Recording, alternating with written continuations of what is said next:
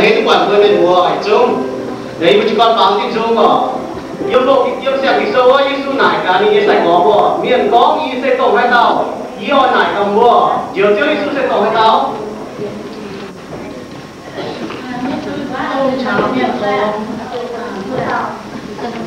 mà tại miền con xiên thì Yesu cũng tự xin miền đó tôi miền tao mình tin là đặt trả tài của tao mà tại miền con Yesu sẽ khu miền bố bằng cả Yesu có thì sẽ tổng hai tàu yêu tiểu dung như nãy kinh sâu à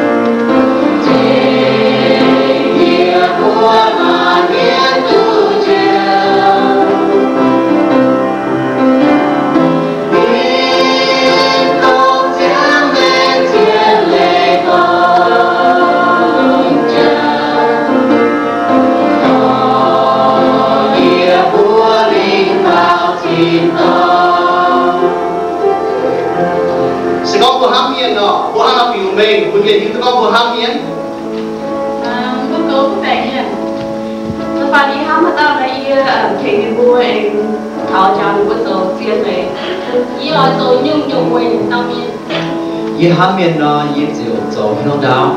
Chỉ hùng nhìn ham hải bùa, nhìn biểu mình yếm nghe ton, nhìn buôn nghe ton, tại tại tí bùa, mai hay dùng ham hay nó ham bỏ mắn mai. Hãy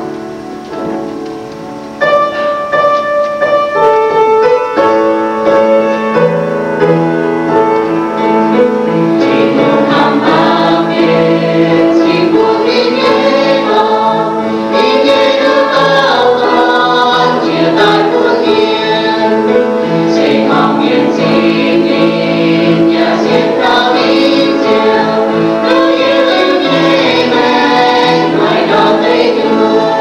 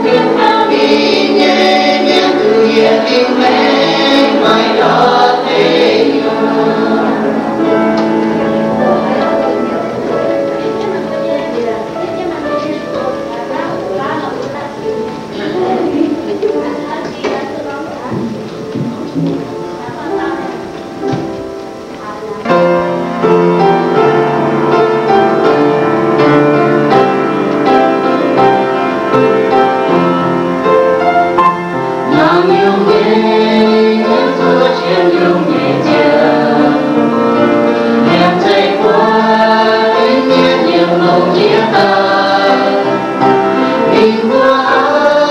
cho kênh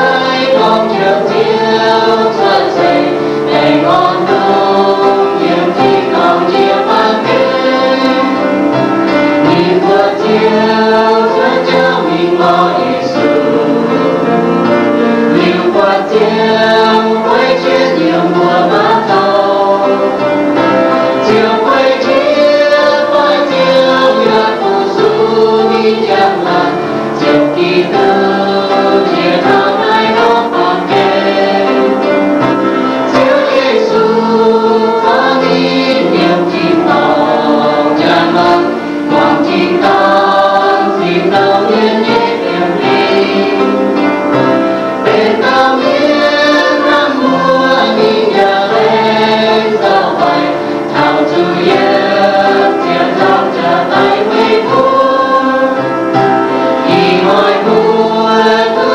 video hấp dẫn.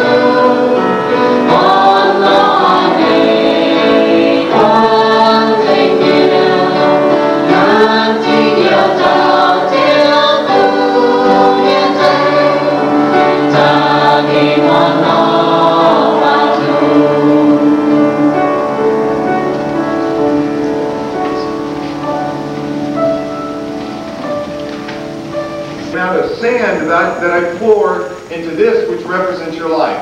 而講會變咗頭前用發現到要做完者，ตัวใส่เจียว要ตัวจีนน้ำดงไม่เลยก็น้ำดงไม่เลยก็นำเป็นยี่แมงเป๊ะเขาเป็นยี่แมงตรงน้ำดง I think there are two things that fill up our lives. The first one is our lives are filled with obligations. 以前ก็ไม่จีน用光子เป็นยี่แมงก็第一用要เป็นยี่แมงก็光子นะก็ไม่จีน用ตัวบัวหอกจุดโจไม่บัวจุดโจนี่สิ The average American sleeps, works 40 to 45 hours. 普通嘅咩บัวเมียเราบัว做工飛朝唔到飛1โมง然後你擺 The average American sleeps 7 hours a night, which is about 50 hours a week. 普通嘅咩บัวเมียเรา不會死ยังบัวเรา不會死น้ำจะหอบัวจะมา飛就ကျွน้ำจะหอ然後มา你擺 That means we sleep more than we work. ไม่เลยก็บัวไปยอมก็ทำแต่บัว做工啊 On an average, a person spends 31 minutes a day on child care, 7 minutes a day on taking care of plants or pets, 29 minutes a day visiting with friends or coworkers, and 4 minutes a day filling out government paperwork. พอเขาเนี่ยมีอะไรด้วยไปเยอะด้วยลุงว่าจะเนี่ยลุงป้าที่กวนอ่ะตอกช่วยเสียกวนอ่ะด้วยลุงอ่ะจวงกันได้หายไปโตเสกคู่หายยี่สิบชั่วกวนอ่ะหรือว่ามีทางว่าต่อยเจ้าเดี๋ยวเปี้ยกวนอ่ะลุงโจ๊กโซ่ผู้ชายโซ่เปี้ยโซ่มาผู้โซ่ไม่มีกระต่ายจน This is just a few of the things that we consider necessary, but are they really important? แต่ถ้าตัวผู้โจรนะผมก็อ้อนเชื่อมจุดนี้หรอกมันหมายถึงเชื่อมที่ฝ่ายตัวผู้โจรเต็มสีนะ As a pastor, I have been with at least 6 people lying in a hospital room dying. ยี่做จุดตัวเมียนี่จะหัวยี่ตัวกว้างจุดโจจุดดาวเมียหนูป่วยที่ว่าดีไซน์เปี้ยวหนูเฉียลำต่างนี่จะหัว 6 people that took their last breath while I held their hand. จุดดาวหนูเฉียต่างตัวไปหาไล่หนูเฉียต่างเลยนั่นที่หนูกลัว Not a single one said, I wish I had worked more. ไม่ต่อก็มันก็ไปดูยี่ตัวกงกับช้ำเตะ Not a single one said, I wish I had a bigger house. ไม่ต่อก็ไปดูยี่เปี้ยวเองก็โหเตะ They all said, I wish I had taken more time for what was important.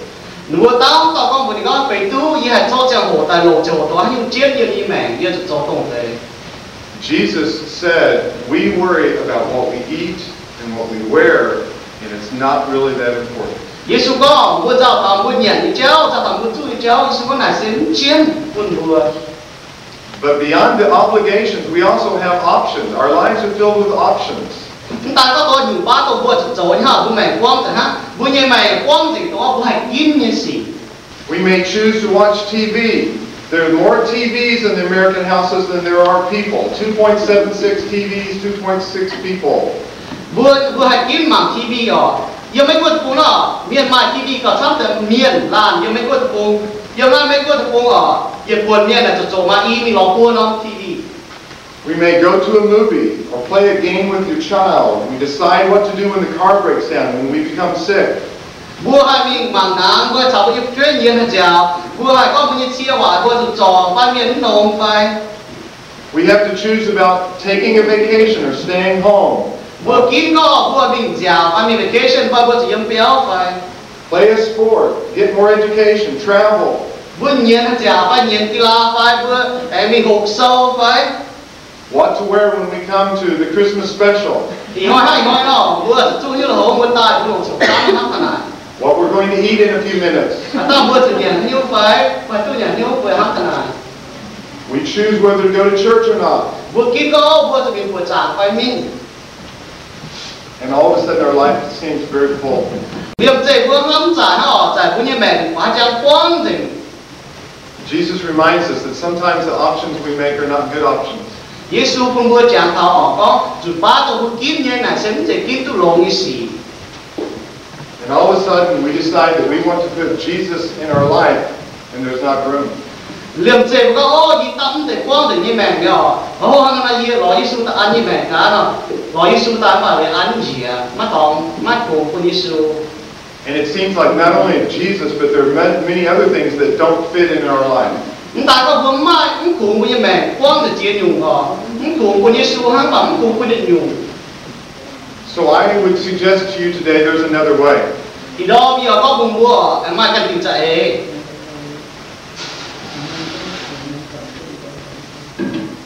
Our life should focus on what is vital.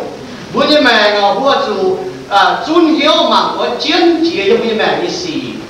Jesus said in Matthew 6:19 through 21, "Do not store up for yourselves treasures on earth where moth and rust destroy, but where thieves break in and steal. But store up for yourselves treasures in heaven where moth and rust do not destroy, and where thieves do not break in and steal. For where your treasure is, there your heart will be also." Yesu có hiểu vốn tu siêu trái ngay nói bằng kén ở với chú mày kén mày chỉ dùng hành nhỉ. Bảo vừa tu siêu trái ngay với tí to với chú những sinh nhàn những hải với những hiếu chủ yếu múa. What is it that is vital? What is it that is essential in your life? Hắn nhu có chiến yêu mà như mẹ. I would say that this ball represents God, and I put J for Jesus. Sự con nằm bàn nó bé là Yesu nhỏ, nó con thằng con là Yesu. He needs to be first in your life. Yesu là chủ tàu tình hiết yêu với như mẹ. If we put God in the center of our life, we're sure there's always room for Him. Sự con vừa cho Yesu là chủ tình hiết yêu với mẹ nó vừa quân yêu với mẹ nó vừa là hạt cùng yêu quân đi. Matthew 22:37 through 38 say, Jesus replied, "Love the Lord your God with all your heart, and with all your soul, and with all your mind. This is the first and greatest commandment." Yesu có yêu mà thái sơn như thế trang có vua sự ham tin hùng lòng thể quý hiếu lòng thể quý cha lòng quý sẽ ở nay sẽ thể yết lòng chiến chiếu tin lì. When Jesus is first in your life, it changes everything else about your life. Sự có Yesu tổ thể yết yêu với mẹ nó này nên hiền nhúng nhỉnh yêu với mẹ. My father came down with diabetes when he was about my age. Ní tê tu ní chạc tu ní hàng chế chạc hồ mà chạc cam bè. It affected everything he did, every decision he made, where he went, how he lived his life. Với chúng ní mà chạc cam như bè ngọ hiền dần ní mẹ ní châu hắn nhung ní nhạc hắn nhung ní minh thái trụ dần ní mẹ hiền dần. But even when you put God first in your life, sometimes you need to put others. I've used O for others. Muốn cuối con cho Yesu cho tự yết yêu mẹ ngọ mày cho miền tại yêu mày mẹ hang cho chàng hồ mình như chàng hồ quân miền.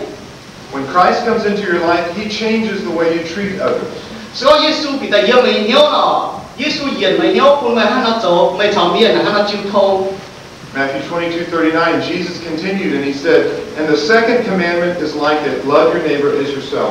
Yesu hẹn con trên bên ngọ yêu như thế cha và chúa yêu mình đó tình gì tiêu liền chiến chiến tiêu liền ở hang nhỏ mày chọn hang mày làm cho miền hang mày cần nọ. Why would the Mien Church take time to invite you here today? Why would they decorate? Why would they spend so much time? Giống như vua miền như chủ Baang ở đồng chợ hồ trong tại cái này mình vua miền thảo thiên muốn chéo và hiểu miền tái. Because Tan and Kelly and everyone in the Mien Church loves others. Vì chủ yếu chủ Baang ham hẳn vua miền. And when they love others, they want to reach out and show Christ's love to them. Vì chủ yếu ham hẳn vua thảo Yesu như ham. The third thing that you need to add to your life, to be the center of your life, not only God, not only others, but also, I have one why for yourself. The farm you are worth half hour, say Megan, but different from the way we normally think of ourselves. You need to put yourself in the mix the way God designed you to be, to fulfill God's purpose for you. The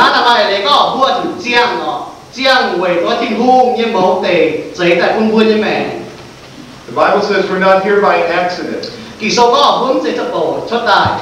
God has a plan for us. 2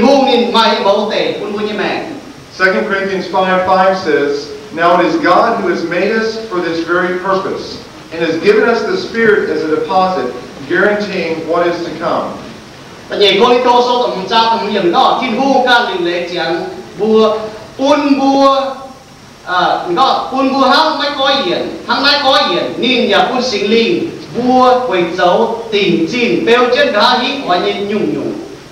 what is that purpose?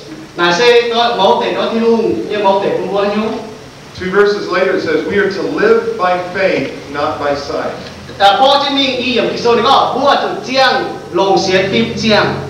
To love God and live for Him. To use the gifts that God has given you. We are to make a difference in this world.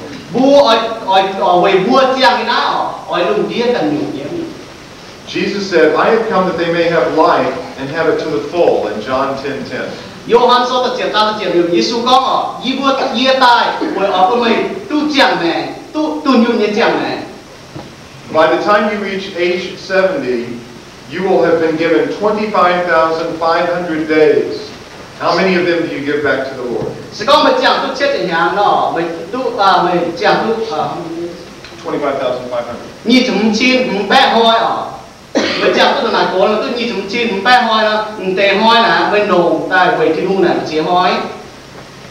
When you do this, you have J-O-Y, and it's the joy that God has given you.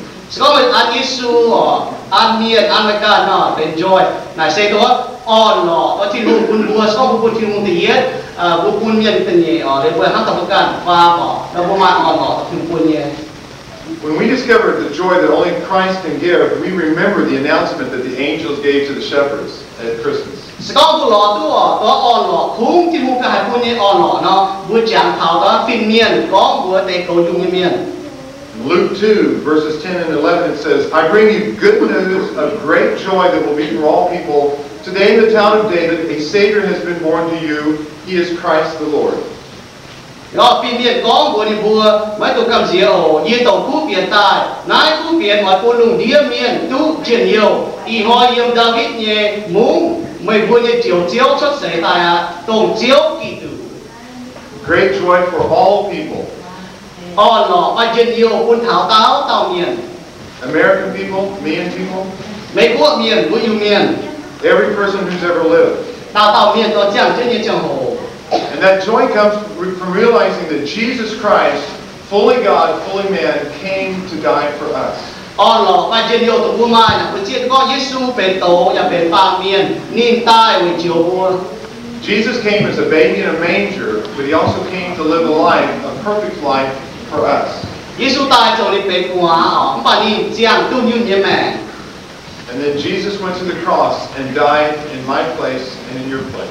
Yesu anh emจะจางจ้าตายvới tí bao nhiêu chuối tí như chuối. I get great joy from receiving gifts. Như cái hết nhỏ có những quân trình nhỉ gì nó. Do you like opening gifts? Mày hết phải có mày coi cho trình nhỉ những quân mày ta. Do you like receiving gifts? Mày hết phải tiếp trình nhỉ. Jesus loves you so much that he gave you the ultimate gift. Trình hùng hám mày ở đi quân nói chuyên chia lông chia trái chia trình nhỉ mày. He gave you forgiveness, a brand new life. Đi quân mày xiang mày quân mày tu mày chuối quảng. And Jesus said this, Yesu hám là con. yet to all who receive him, to those who believed in his name, he gives the right to become children of God. Thì có tổ xiên thảo như miên nó thiên hùng quân lì như vua về như nam nhiều. And when you have that joy in your life, Sẽ có mà nhiều ngon lọ như mày. whatever else fills it up, Muốn quân mà như vậy tổ gì à? Sao mà cho Yesu tự yết cho miên tự nhỉ cho nó cần tập ba mình nó. Muốn quân mà cho nó tập gì mà như mày và there will always be room. mày cha tập cho ta cha cùng nhé.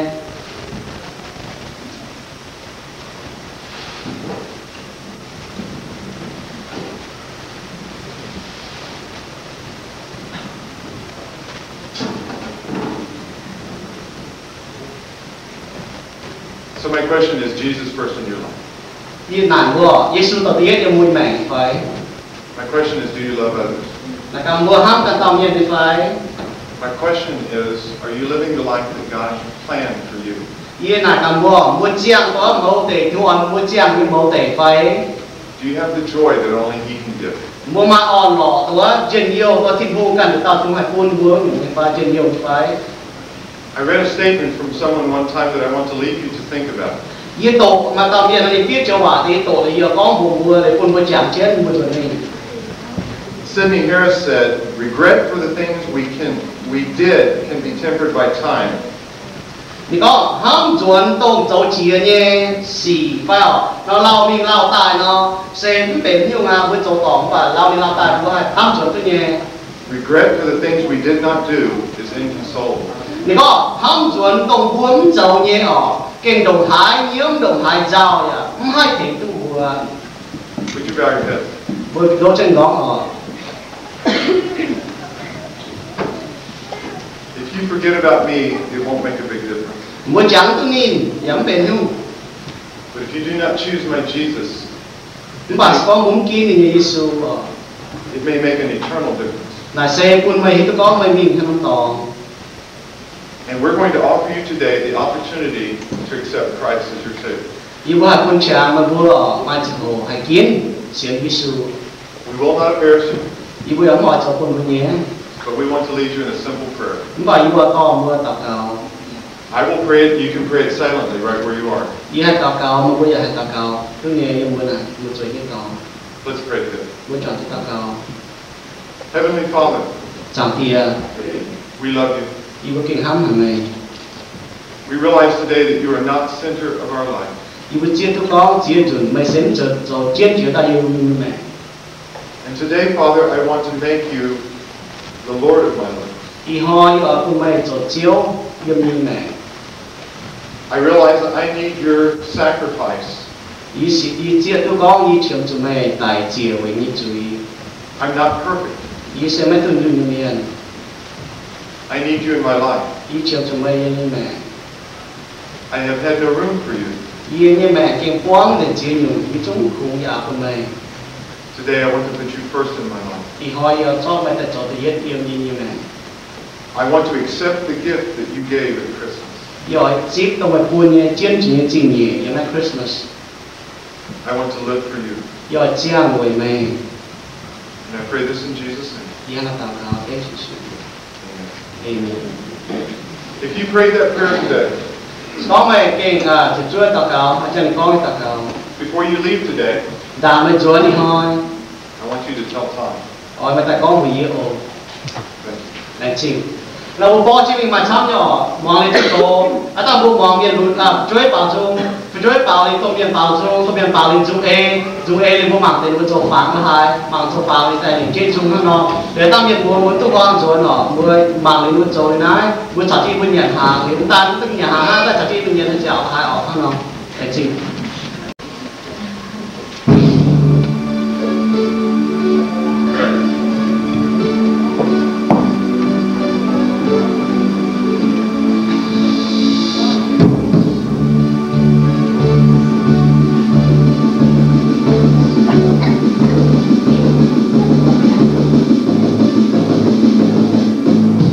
Sailor man went to the little well.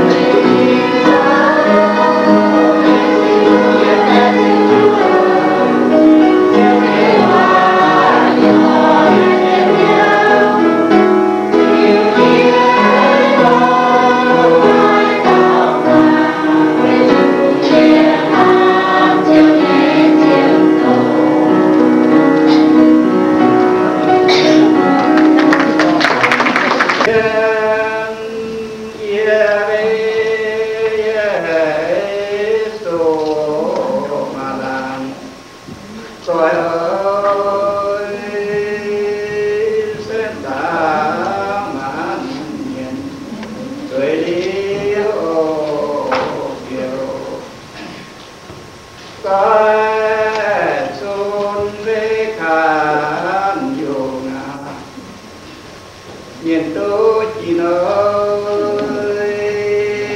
tin tam tu nga tam chữ cha rồi pin nhà mê tôi cha với sang ca đồ lời nhìn kín sẽ điểm mà về việc lấy ô vàng doang chen về tí tổ yên nhiều yên ơi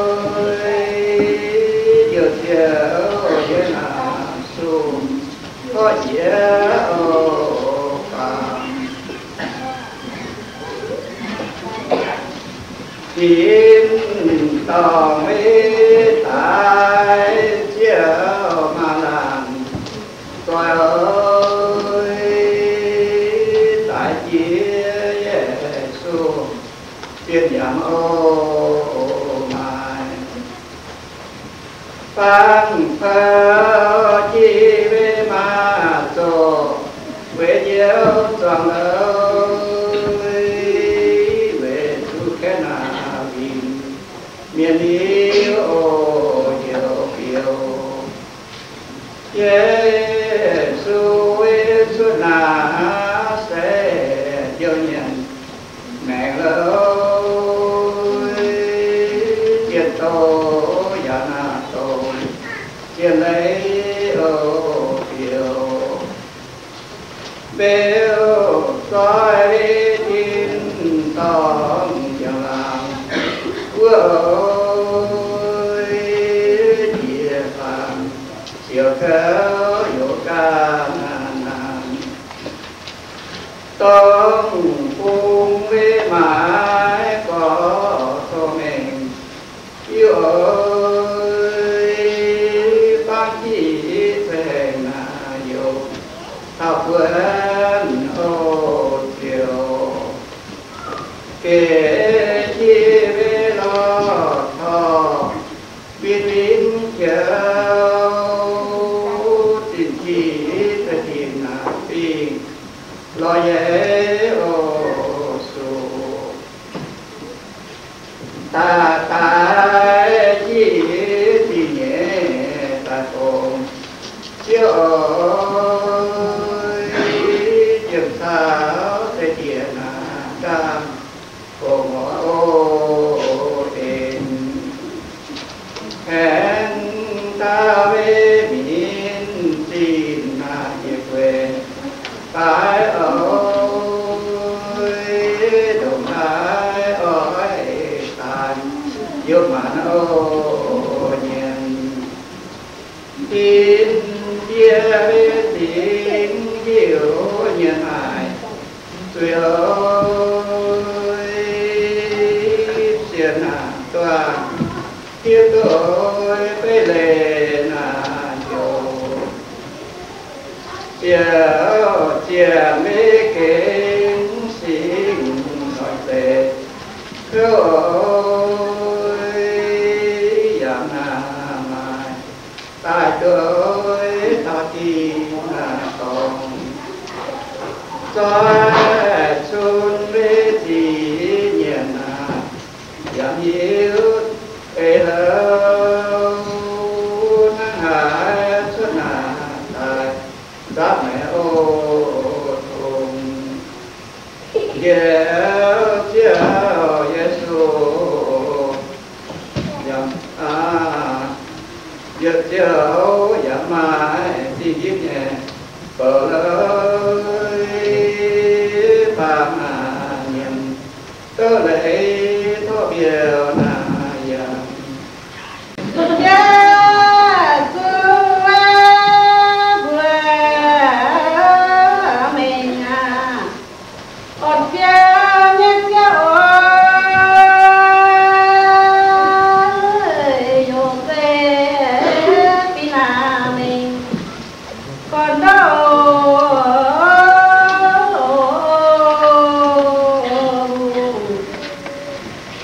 Anh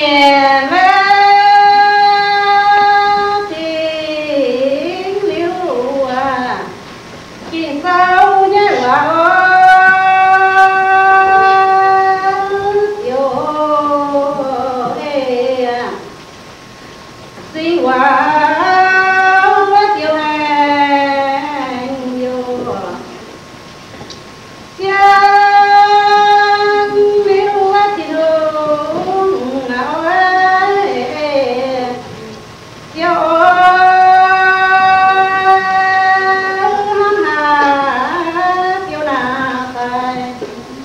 thời quân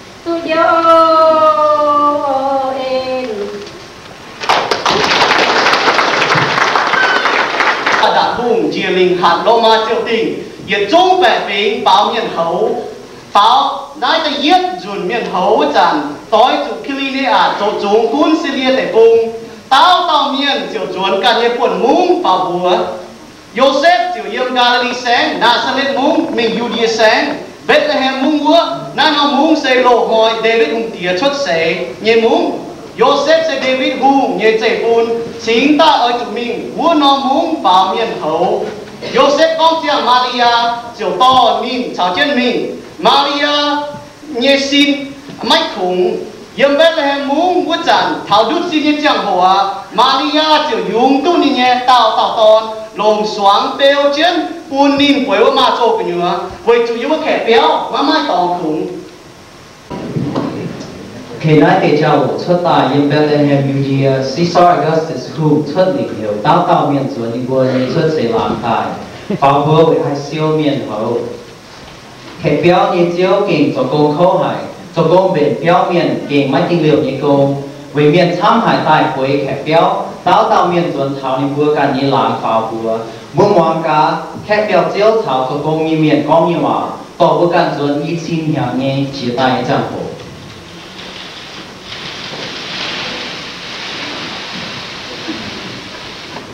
Thì xe đã tốn khi nhẹ khép nhau để nói quang hay những cái tôi không hay nói tốn cái gì nữa đâu. Ủa, cái tốn mấy bé nhỏ, có tốn ăn cái phải con khép nhau nó mai tốn phù ngạ. No room mà bằng cái đó ăn chứ nói phải mai tiếng phát hiện tại này, ở trong phải mai tôm chiên yếm xong lia xe tại có bị quân lủng y nó mỏng quế nè. Yếu được em mai xía tao số hô như chiên thầu, số beng như miền để tay ló tòng quế, yếu có một điều quên. Khép nhau mai tóm phù ngạ hiểu được quên mình cả năm tóm bằng cả mình tôi đừng có nhưng bị nhá đừng có gấp nếu mình sao mà năm tóm nhiều quá gì nhá nè cái xe im nói nó crazy tại mày á con nó im nói đi cùng off day phải nói cho tao quê trong khỏi đấy cái beng chọt như đâu á nhận cái này hết cơ tại giống như tôi không nói bún mà cái này tao cũng khen nhận nhận được luôn tăng một khô luôn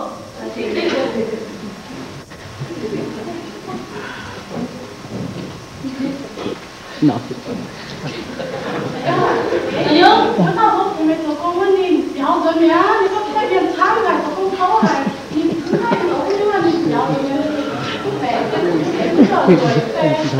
đấy nó cái xe tao lo này như thế này cũng thiên vậy rồi tao nói này nhưng đi lại tao có đi hoa thấy cỡ tỏi thiên thì hết nhé xe đi cũng thiên vậy rồi quá nhiều rồi đó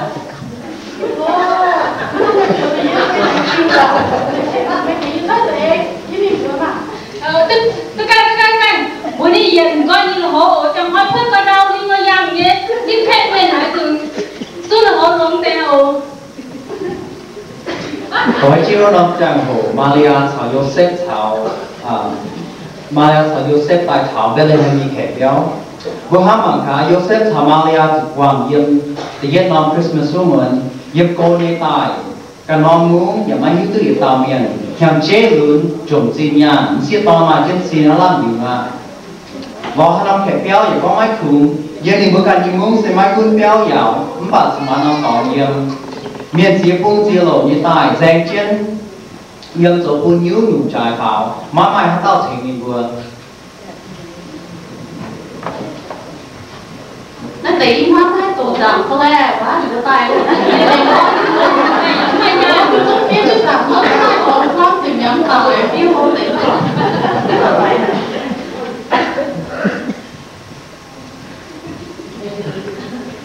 nãy thì tao rồi cô nghiêm khép béo như miền mà mắt phong bởi Maria thảo Joseph với chủ đi vừa xây má mai mình khổ như miền dòng dụ như máy phi hoáng màng tài má hai chân máy chia khép béo như gì nó mới ra tàu qua như của hiểu Maria nãy thì những chàng con của chủ Joseph y vừa yếm Nazareth bông tài như xin to mà chỉ xin cho dùng tất hóa tại nó dùng học thì hiểu mình thành chất vừa hiểu Yesu nó cái xe mày tại nhau mày chứ quả rồi là vô sợ sự tai y vừa thực hiện giáo tại cô hả y vừa làm thiết chỉ mai chỉ tóm tài y vừa tại thả đáo y bà kẹp béo con quăng dành lón tôi tóm mình tại thả đáo là mai tóm tại chéo chẳng hồ như xin tóm chứ con đi cái xia môn chứ mà tại quăng hay suốt như thì thật ná tại cái quả đi cái môn tôi khâu hả ai mình kỳ chống nhắm mai á khép béo quá về tổ trên để nó sẽ tháo á cho tòa kênh thuốc của nó hỏi bộ thì kênh hải trong hải và của kênh hải môn con như vậy thì nó hẹp giáo dẫn mấy năm học cùng vậy bây giờ mấy tàu nhiều người nên muốn thuốc của nó hỏi bộ y vừa cái nhớ xia hả tại cái y hỏi chéo cái ná nhận gì mà hiu nhận cái y hỏi như xia co tòa muốn như thứ không nay tập quả kênh tập chết hải mình mới hay dùng mấy quà nhưng vì khẽ béo con chứ mấy khu giờ mấy mình bẻ mấy quần ấy rằng nha mày cứ mình cái tay nó béo hăng mấy lúc đó tại tôi phải bẻ yếm nhà thì có mấy mai nè mày kính hai tôi tỏ yếm lò Không sao lắm mà nhà. Cho á kinh cho dù có kinh lo thì nó tỏ nhắm hay nó tỏ mày không khổ cho nó không khổ kính chốt tụi em con tụi mấy quần ấy phải nha đã mấy mai tóm tụi Điều chống nhà mai hăng nó là mang những tế chế thì cũng như vậy và cái năm đó cũng hay bị như vậy kính xe nói như tôi năm tóm nó lò vậy như tôi bữa hay mình nghe bữa hay mình em phai bên mà là phao Thì cái nhé giờ bữa tôi mày không béo thì cái nhé bữa cũng sụt choáng như cái khao em ơi với xem thuốc biển của nhé hắn nói thốt dưới cái cán chị em và hắn nói nó vô mình mà em chính vào thì hai câu nó tốt số yêu trong năm đó mình những chủ biểu liệm như vừa những gì cái nghiệp quân giáo buồn cứ năm đó phải yêu Yosef Samaria chỉ cũng trên mà làm này. kinh lên con tao quá Người bữa tư chuyện như phải hàng nay để hàng nọ như phải vốn trồng bỏ máy tư tỏ nhiên miền bảng máy chìa vốn như mẹ từ ba xây hàng nay còn hàng kẹt kéo nó máy khu nhiệt tế liền máy khu buồn chiếu yếm liền máy tiếp chiếu bền kẹt miền như vốn như mẹ nhà hàng kẹt kéo máy khu nhiệt tế máy chiết những sự giống và nhu những bữa dấu như xây mà làm nổ mà làm ham như phải mày về như phải mày trả xin như phải vài hàng kẹt kéo nó tiếp diễn những kẹt miền và kẹt trên chiếu tàu kẹt máy tự xí đi hỏi bữa tự quân chiếu Yesu dấu trên chiếu như vốn như mẹ nhật xin hiện tại cũng dấu về chiếu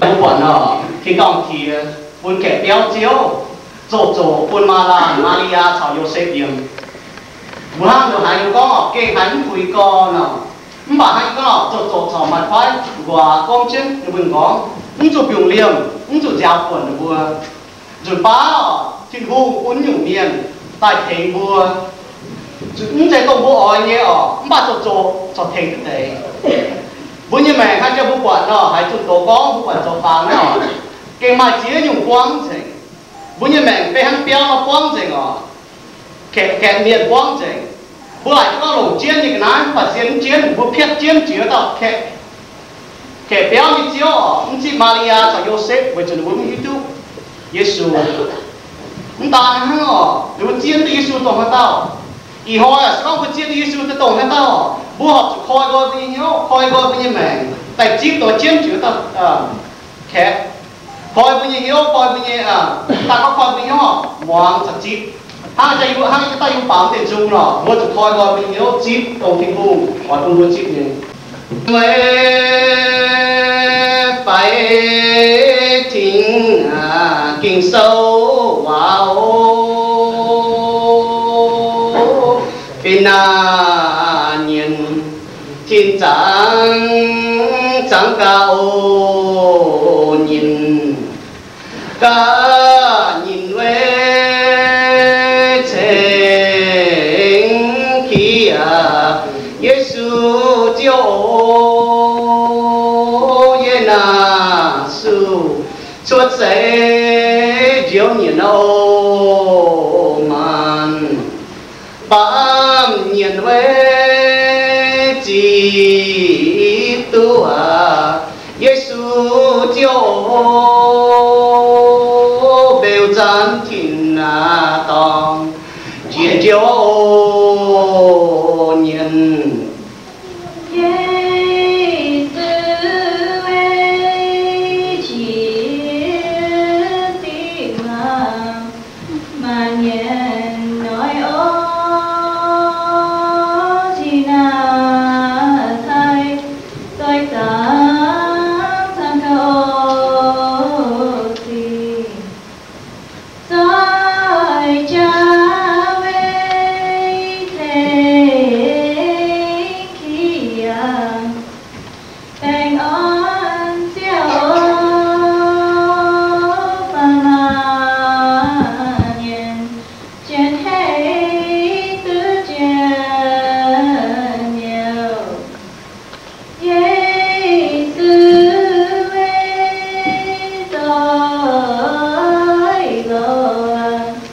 thiên tầng nơi ở chia chéo và nhẹ có yên ở tiền ba nhiên mê ya quỷ na khan đúc in ở diện phàm siêu khâu quỷ tư nhiên ya mai về khang kia tông mãi nhị có ngói buồn nhìn yêu tôi tiền soi ta ngay xin tông phải ngon tiêu tiền vàng tiền ấy tu tiền rồi Yesu ơi tôi lo na thiên tông nói ơi chia na chiều phàm na nhiên coi yên ô tiền phàm nhiên mê ya nguy ya khan tu kiến ơi chia na phàm siêu khâu huệ tư yêu nhiên ya mai về khan kia tông hay có không ai buồn nhìn hiếu tu tình thôi phang ấy xin tông về ngón tiêu quân ra phiêu chia quang phàm mô yang phiêu lên quê quân gọi thoáng nhận sai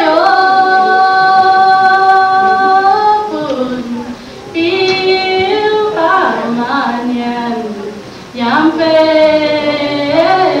đồ hai nhân quê thiên liêu tôi dùng chiều phiêu phàm thiên na to nhất liêu phiêu Yesu ơi chia trên bề mông ngôi chia na phàm xuất sẽ chiếu最有nhân mình ta quê đam kia chiếu mình dùn xuất xa lê nguyên cô bư nhiên quê khán kín chiếu hạt hào dây na dây ta cao chiếu hê nôi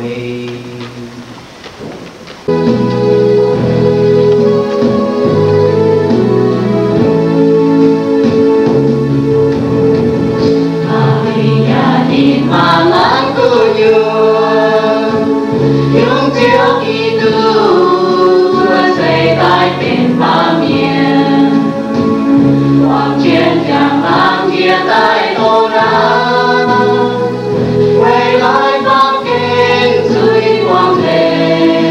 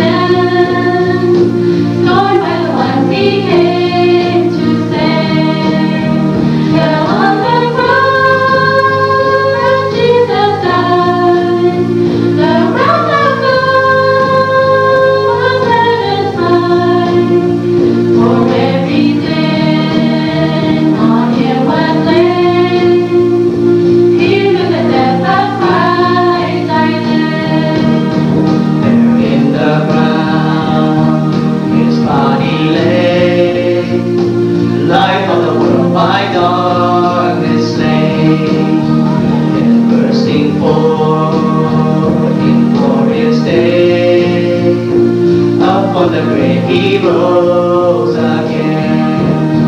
And as he stands in victory, sin's curse has lost its grip on me. For I am his and he is mine, bought with the precious blood of Christ. And he'll be light and no fear in death. Jesus, the power of Christ in me. From life's first cry to final breath, Jesus commands my destiny. No power of hell, no scheme of man can ever pluck me from his hand. Till he returns or calls me home, here in the power of Christ I stand. This is also a lesson in Mien. Anyone learned any Mien?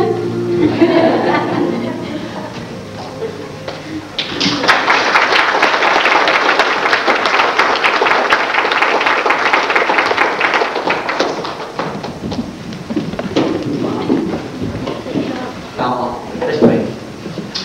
Chúa ơi, kinh nông hải quân vua chào thìa, chiếc chuyện như nhẹ mà quân vua nhà Yesu Kitô, chào thìa vua kế hay kiến chít mày và kiến chít mày, vua ham mày chào nó, lại cái chuyện Chúa như chúa vua ham mày cũng kiến, chào thìa vua như mẹ vua kiến chiến.